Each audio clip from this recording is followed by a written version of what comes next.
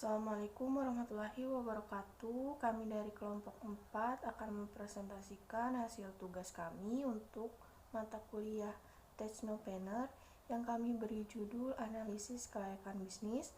Sebelumnya izinkan saya memperkenalkan anggota kelompok 4, mulai dari saya Natasha Amelia Zahra dengan nomor induk mahasiswa 11112011118. Saya bersama rekan-rekan saya, Alta Subhan, Deris Maulana, Laras Khairunisa Augustin, dan Reni Trisnawati. Yang pertama, saya akan menjelaskan tentang pengertian studi kelayakan. Menurut Sulianto 2010, studi kelayakan bisnis merupakan penelitian yang bertujuan untuk memutuskan apakah sebuah ide bisnis layak untuk dilaksanakan atau tidak. Sebuah ide bisnis dinyatakan layak untuk dilaksanakan jika ide tersebut dapat mendatangkan manfaat yang lebih besar bagi semua pihak stakeholder dibandingkan dampak negatif yang ditimbulkan. Adapun lingkungan kegiatan studi kelayakan bisnis menurut Purwana dan Hidayat 2016 secara umum terdiri atas 3 komponen, yaitu analisis kebutuhan, analisis kelayakan teknis, dan studi kelayakan finansial. Pihak-pihak yang membutuhkan studi kelayakan dengan berbagai kepentingan yaitu pelaku bisnis atau manajemen perusahaan, investor, kreditor, pemerintahan, dan masyarakat. Penyusunan studi kelayakan bisnis sebagai salah satu metode ilmiah pada umumnya meliputi beberapa langkah, yaitu penentuan ide bisnis, studi pendahuluan, membuat desain studi kelayakan, mengumpulkan data, analisis dan interpretasi data, menarik kesimpulan dan rekomendasi, menyusun laporan studi kelayakan bisnis.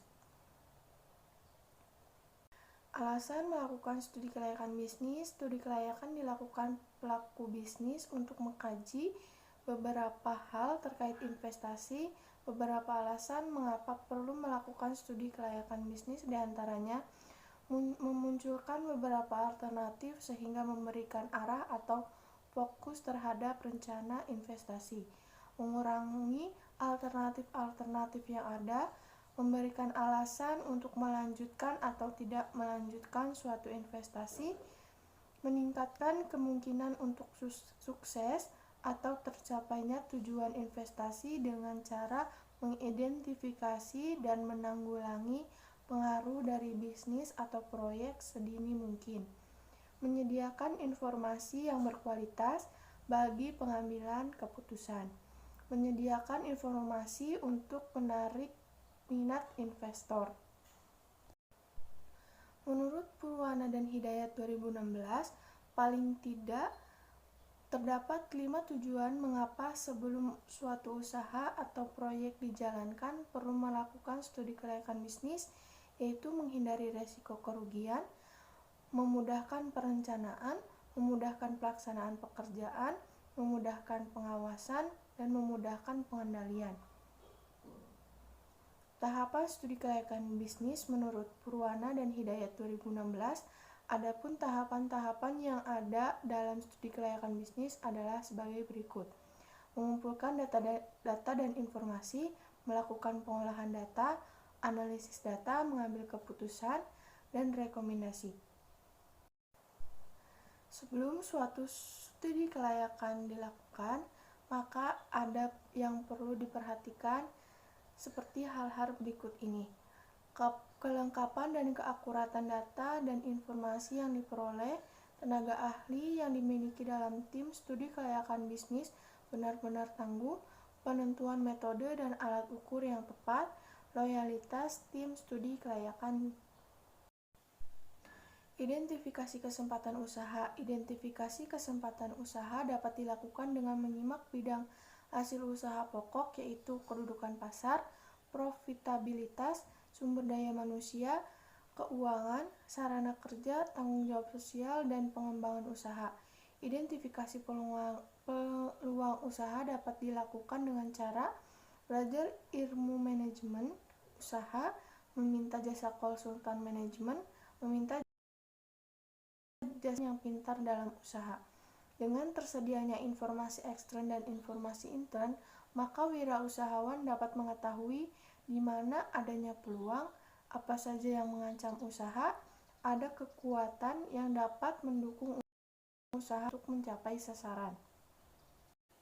Persyaratan pokok dalam identifikasi peluang usaha atau mengenali peluang keberhasilan usaha masa depan ialah berpikir polos, keterbukaan, optimisme, sama dan mau mendengarkan orang lain, mengakui kesalahan, dan percaya pada hari esok akan lebih baik dari hari kemarin. Identifikasi peluang usaha meliputi hal-hal berikut, yaitu waktu peluncuran produk yang tepat, desain produk sesuai dengan kebutuhan pembeli atau pelanggan, strategi distribusi yang tepat, mampu mengidentifikasikan usaha yang sedang dijalankan, optimis dan citra positif dalam usaha, sumber daya manusia yang cukup baik, sumber daya yang cukup, manajemen produk yang baik, pemasaran produk yang tepat, pengalaman pengolahan usaha. Dr. D.J. Schwartz mengemukakan pendapatnya tentang cara identifikasi peluang usaha. Percaya dan yakin bahwa usaha dapat dilakukan. Jagalah tradisi lingkungan yang statis akan melumpuhkan pikiran wirausahawan. Setiap hari bertanya pada diri sendiri bagaimana saya dapat melakukan usaha sendiri lebih baik. Bertanya dan dengarkanlah. Dengan bertanya dan mendengarkan, maka wirausahawan akan mendapatkan bahan baku untuk mengambil keputusan yang tepat. Ingat, orang besar memonopoli kegiatan bicara. Memperluas pikiran Anda, bersemangatlah, bergaullah dengan orang-orang yang bisa membuat Anda mendapat gagasan peluang usaha. 4 unsur yang harus dimiliki seorang wirausahawan agar mencapai sukses dalam pekerjaannya, yaitu kerja keras, kerja cerdas, kegairahan, pelayanan. Tujuan keputusan investasi. Pada dasarnya, tujuan orang melakukan investasi adalah menghasilkan sejumlah uang. Secara lebih khusus, menurut Tamdelin 2021, ada beberapa alasan mengapa seseorang melakukan investasi, antara lain untuk mendapatkan kehidupan yang lebih layak di masa depan, mengurangi resiko inflasi, mendorong untuk menghemat pajak. Proses investasi adalah rangkaian aktivitas yang menghasilkan di dalam pembelian aset nyata atau surat berharga. Proses investasi berkisar tentang keputusan-keputusan investasi yang berhubungan untuk memaksimalkan kekayaan investor.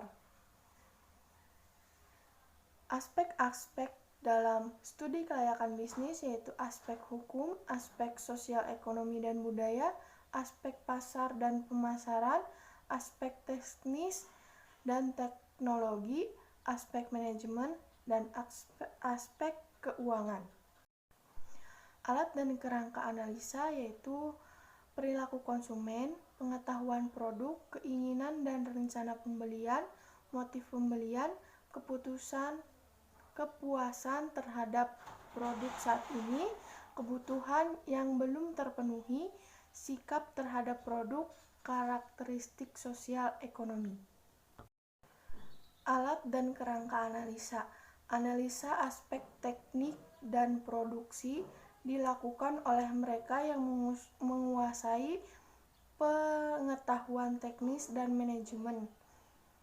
Analisa perilaku pembiayaan, identifikasi fungsi biaya, analisa perbandingan biaya, memilih alternatif produksi yang lebih baik, analisa penggantian aktiva dan penyediaan mesin, metode transportasi, menentukan lokasi gudang, memilih lokasi dengan metode scoring atau perbandingan biaya, analisis hubungan link analisis untuk mengatur tata letak fasilitas produksi, time and motion study untuk pengaturan schedule kerja.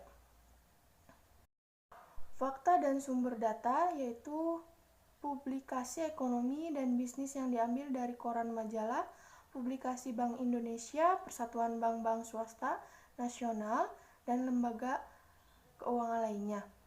Badan Koordinasi Penanaman Modal, Badan Pengelolaan Pasar Modal, Biro Pusat Statistik, Asosiasi Industri dan Dagang yang membawahi jenis usaha sejenis, lembaga penelitian seperti LIPI ataupun swasta, departemen teknis, universitas dan perguruan tinggi, sumber-sumber lainnya yang sah. Kriteria penilaian, kriteria intensitas faktor, kriteria luas dan kompleksitas proyek, kriteria pendapatan valuta asing atau devisa, kriteria profitabilitas komersial, kriteria profitabilitas ekonomi nasional, dan kriteria pemilihan proyek. Jadi untuk kesimpulannya, identifikasi kesempatan usaha dapat dilakukan dengan menyimak hasil usaha pokok yaitu kedudukan pasar, profitabilitas, sumber daya manusia, keuangan, sarana kerja, tanggung jawab sosial, dan pengembangan usaha.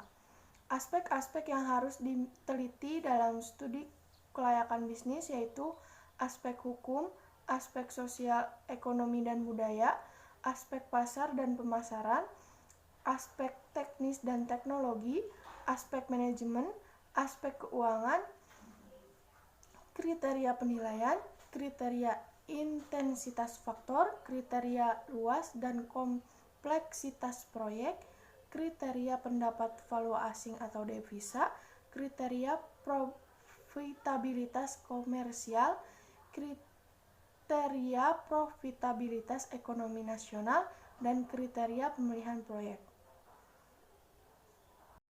Sekian presentasi dari kelompok kami. Terima kasih. Wassalamualaikum warahmatullahi wabarakatuh.